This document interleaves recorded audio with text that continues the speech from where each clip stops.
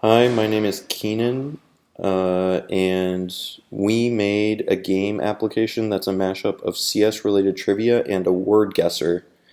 It's a multiplayer game in which players attempt to correctly answer a CS 125 related question, and if the question is answered correctly, then the player is given an opportunity to guess a randomly generated word from a word bank.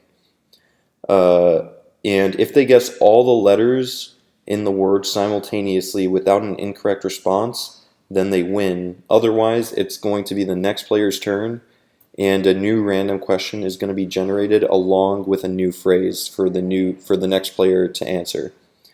If a question is incorrectly answered, then a new question is generated, and it'll become the next player's turn. So I'm just going to demo that really quickly. So we have a start screen here, and it'll take you to a question page. And if you answer the question correctly, then you're taken to our game page, in which there is an area that displays the letters of the word once you correctly guess them. So I'm going to guess the letter A. And since I correctly guessed one of the letters, then the letters show up here. And let me try guessing another letter. So I guessed the letter P, but I got it incorrect, so it took me back to another question. And if I guess a question incorrectly, then it'll move on to the next player's turn. If I guess the question correctly, then it takes me back to the game page, and a new, as you can tell, the area in which the phrase is displayed is blank again, indicating that a new phrase is generated. So I'm going to try guessing another letter. I got it wrong. I'm going to guess the answer to this. I'll get it correct. I'm going to try attempting to guess the correct answer. And I'm going to go ahead and keep trying to attempt to guess the correct letters.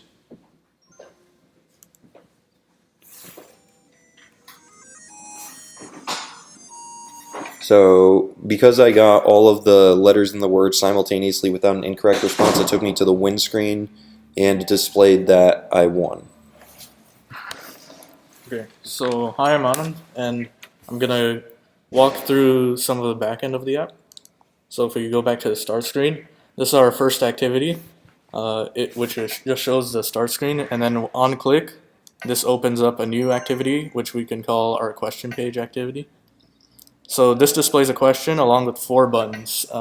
One corresponds to the correct choice, while the other 3, if clicked, will open up a new question page activity, and that'll be for the next player.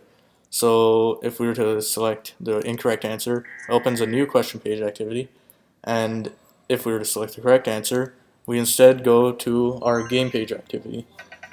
So here, essentially what we have is a randomly generated word from a specific word bank. So in order to do that, we used arrays.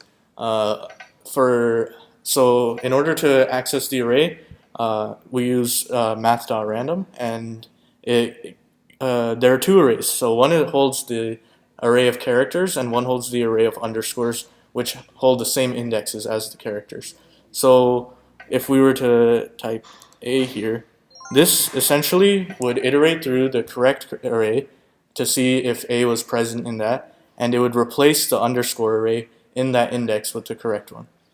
So if we get it, okay, say we got this one correct,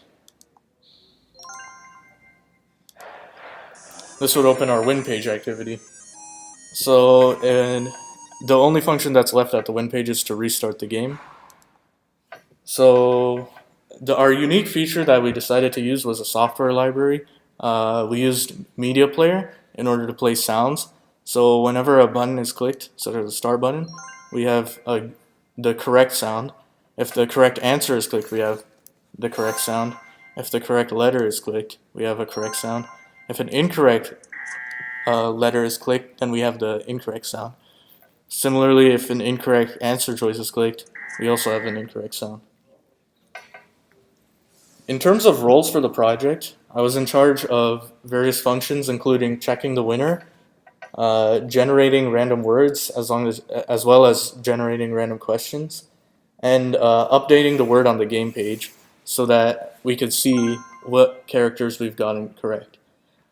Additionally, I also implemented the media player software library to add sounds to our app. Uh, Hey, it's Keenan again. So features that I implemented included the UI design for the entire application, implementing the activities and implementing the ability to change between different activities, implementing the button features, and finding sound bites to use for both the correct response, the incorrect response, and also the win sound. In terms of things that Anand and I collaborated on, included the fact that we bounced solutions for debugging off of one another, and this helped a lot considering that we worked on the project primarily in the same room for the vast majority of the project, approximately like 95% of the entire project we worked on side by side to make sure that everything was nice and smooth and we understood what each person was trying to do. In terms of technical problems that we encountered, this included an inability for us to save data whenever we tried to switch from one activity to another. And we adjusted our game design in order to account for our inability to save data from one activity to another. We also had difficulty implementing the media player originally. Whenever we tried implementing the media player, it caused our app to crash. And also buttons were difficult to constrain in our user interface.